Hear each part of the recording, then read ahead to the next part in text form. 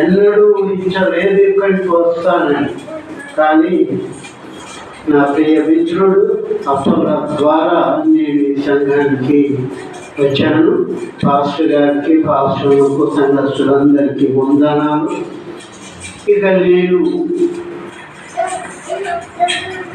చెబితే చాలా ఉంది, అది ఒక కొద్దిసేపట్లో తీరదు. కానీ చెప్పాల్సిన విషయాలు కొన్ని ఉన్నాయి. అది కన్నా ప్రాముఖ్యమైనది. ఒకటి, నేను ఫస్ట్ సాక్ష్యం 4 మాటలు చూపించాలనుకున్నాను.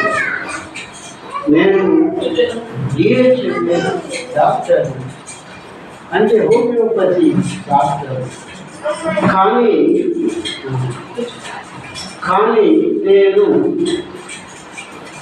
డాక్టర్గా ఉండి నేను ఎన్నో విషయాలను గమనించాను చిన్నప్పటి నుండి. ఎందుకు అంటే పేద ప్రజలకు అన్యాయం జరుగుతుంది, బలహీన వర్గాల వాళ్ళకు అన్యాయం జరుగుతుంది అని ఆలోచన చేసి మంచి ఇంజనీర్లు, డాక్టర్లు, మంచి పీజీ, ఎంబీఏ, ఇట్లా ఎంకామ్, ఇట్లా మంచి విద్యావంతులు అందరూ కలిసి 24 మంది బ్యాన్ కట్టుకొని ఖమ్మం, నర్సంపేట, శ్రీకాకుళం, ఇవన్నీ ప్రాంతాలను సర్వే చేశారు. ఇప్పుడు 1946లో సర్వే చేస్తే చాలా ఘోరం. నాకు నిజంగా ఇలాంటి వారు ఉన్నారు అంటే మన దేశానికి అవమానం అనిపించింది. ఏమిటి అంటే ఆడవాళ్ళకు బెత్తడి గుడ్డ అండి, ఇక్కడ ఒక మందారం నట్టుకుంటారు, మందారానికి బెత్తడి గుడ్డ, జానడు గుడ్డ ఇట్లా చుట్టూ దొచ్చుకుంటారు. ఇక జాకెట్లు లేవు.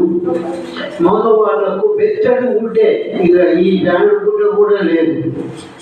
అలాంటి ఒక్కరు వెళ్ళి ఆహారం సరిగా లేక బలహీనంగా ఉన్నటువంటి వారు, వాళ్ళ కుటుంబాలు, వాళ్ళ గుడిసెలు, వాళ్ళ నివాసాలు చూశాక మా మనసులు కరిగిపోయింది.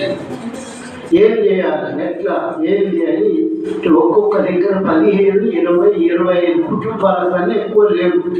ఆడి కోయ, గొట్టెకోయ, గోండు, లంబాడి, చెంచు, ఇలాంటి వారు ఇంకా అనేక మంది ఉన్నారు. అయితే వీళ్ళు ఎట్లా డెవలప్ చేయాలి? అక్కడ స్కూళ్ళు లేవు, హాస్పిటల్ అస్సలు లేవు, రోడ్లు లేవు. ఇలా మేము ఒక్కొక్క కుటుంబాన్ని అడిగాము, అయ్యా మీకు ఎంతుంది పొలం, మీకు ఎంతుంది అంటే మాకు పొలాలు లేవు, చెలకలు లేవు. ఇల్లు కూడా, ఈ ఇల్లు కట్టుకున్నందుకు, ఈ గుడి చేసుకున్నందుకు ఫారెస్ట్ వాళ్ళకు మామూలు ఇచ్చి బచ్చలాడి కాలేజీలు పట్టుకొని గుడిసెలు వేసుకున్నాం. ఇక బాధలన్నీ విన్నాక మాకు అన్నం వరేళ్ళు తినాలంటే వరేళ్ళు అంటే మాకు ఎట్లుండదని తెలియదు. గట్టుగా కూడా ఎప్పుడో ఒక్కసారి ఏమైనా పాల పండ్లు, ఇప్ప పువ్వు, తులికి పండ్లు, పరిగ పండ్లు, ఇట్లా రకరకాల అడవిలో దొరికే వాటిని మేము పూజిస్తాం అని చెప్పగానే చాలా బాధ అనిపించి అక్కడి నుంచి శ్రీకాకుళం ఇట్లా ఒక దాదాపు 15-16 ప్రాంతాలలో మేము తిరిగాము. పని కట్టుకొని వీళ్ళని మార్చాలంటే ఏం చేయాలి అని మేము మళ్ళీ ఎదుర్కొని ఇలా రానేసుకొని ఊళ్ళల్లో ధనవంతులు చాలామంది ఉన్నారు. మా నల్గొండ, బహిరంగ ప్రాంతాల్లో మేమందరం కలిసి కొన్ని దాదాపు 1 కోటి రూపాయల వరకు అన్నీ వేసుకొని, డబ్బులు తయారు చేసుకొని ఆయుధాలు పట్టుకొని వచ్చాము. వస్తే మేము మొట్టమొదటి చేసిన పని ఏమిటి అంటే చెట్లు మొత్తం కొట్టించి చెరువులు పోయించాము. మేమే ఆహారం వండి తినిపించి వాళ్ళు కష్టపడి చెరువులు పోసుకోవాలని ఇంటికి 2 ఎకరాల చొప్పున చెట్లు నరికించి చిలకల పొలాలు మీరు చేసుకోండి అని 2 ఎకరాల చొప్పున ఇచ్చాము. ఆ రీతిగా చేస్తున్నప్పుడు ఫారెస్ట్ వాళ్ళు మమ్మలను బెదిరించింది. మేము తుపాకులు పట్టుకొని ఉన్నాం అని మాకే వాళ్ళు భయపడేవాళ్ళు. అయినా పోయి పోలీసులు చెప్తే మా మీద కాల్పు జరిగితే 3 మనుషులు చనిపోయారు. 2 మనుషులు స్పాట్లో చనిపోయారు. ఒక మనిషిని దూరంగా తీసుకుపోయినా కానీ బతకలేదు. ఇక మాకు పౌరుషం ఆగలేదు. ఇక ఆ రీతిగా నక్సల్బరీ ఉద్యమాన్ని ప్రారంభించాము.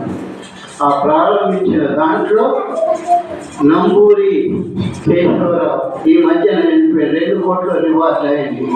ఈ మధ్యనే ఆయన, నేను, సత్యమూర్తి, చంద్రపుల్లారెడ్డి, సరి నాగిరెడ్డి, కొండపల్లి సీతారామయ్య, చారు మజుందార్, ఇక మేమందరం కూడా 70 వరకు కలిసి ఉన్నాం. 70 తర్వాత 3 పార్టీలుగా విడిపోయాము. ఇక లాభం లేదు, నిర్బంధం పెరిగిపోయింది. మేము పోయినప్పుడు అడవిలో దారులు లేవు, ఇప్పుడు రోడ్లు అయిపోయినాయి, చెట్లన్నీ నరికేశారు.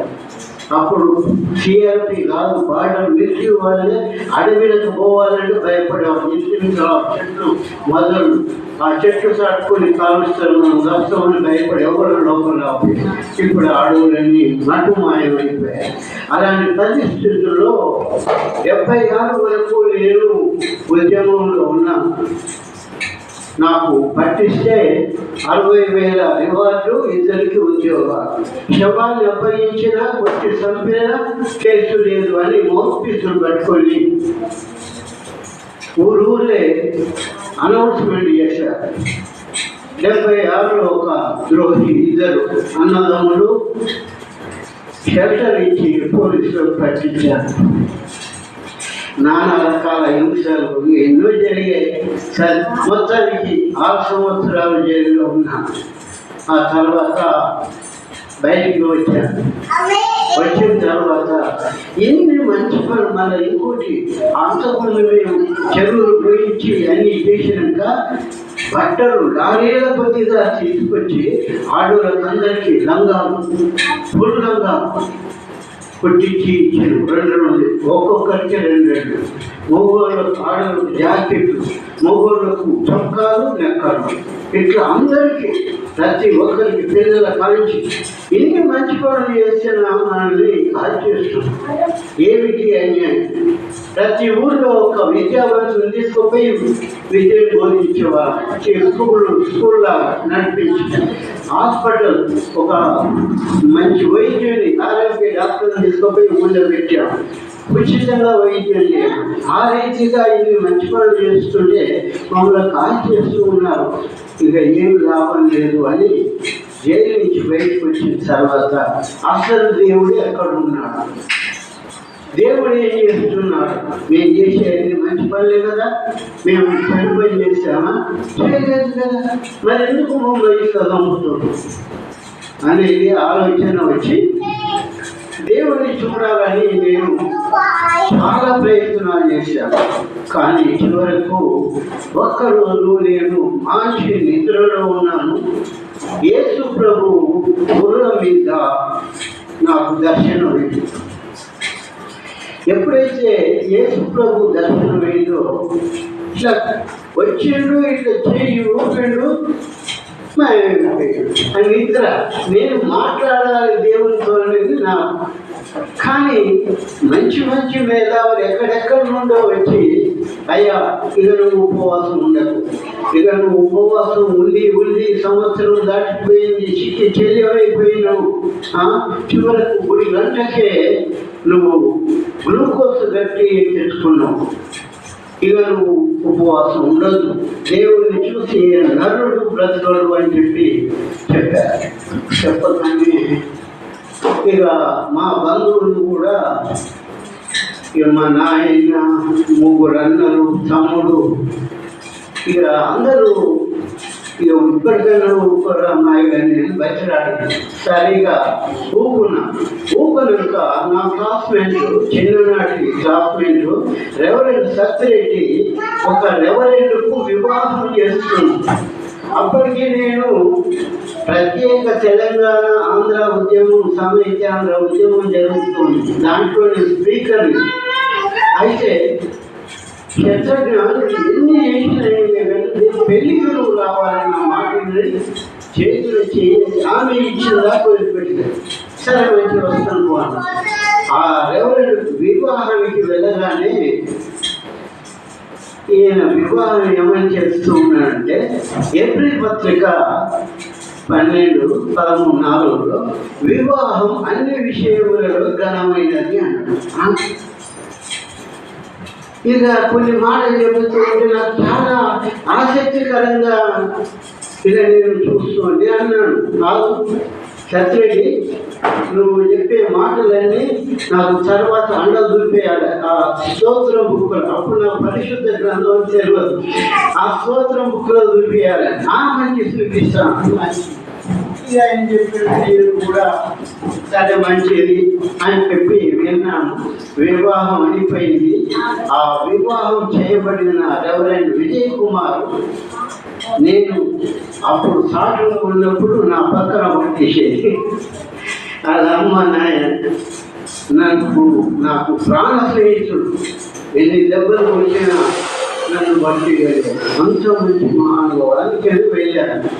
ఇక నాకు అనిపిస్తుంది బాబుడు పెళ్ళని మొదలు పెడతాడు, శుక్లాంబరం విష్ణు శశివరం చతుర్భుజమని ఏదేదో వదులుతాడు. అది సంస్కృతం.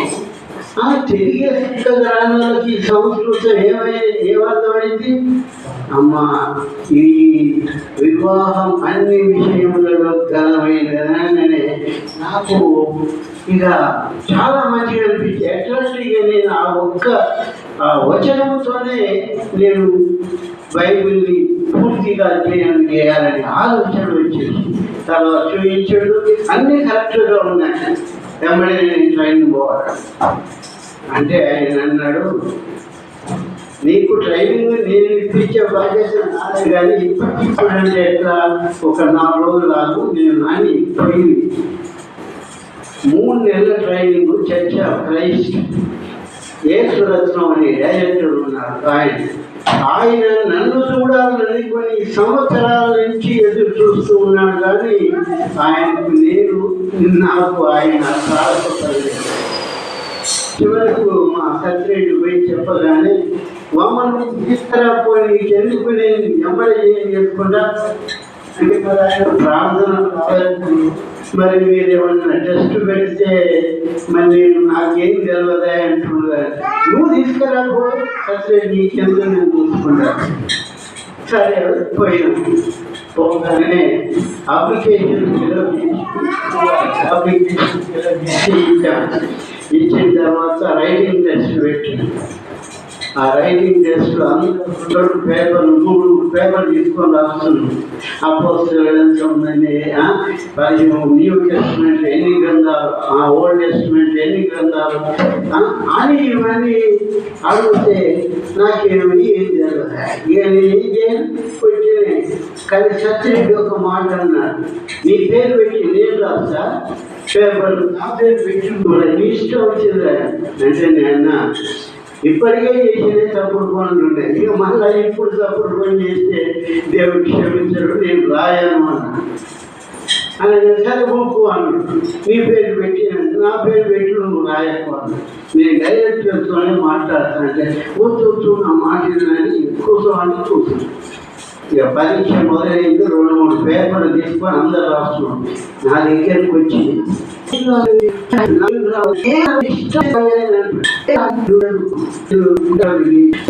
తెలుగు ఏదైనా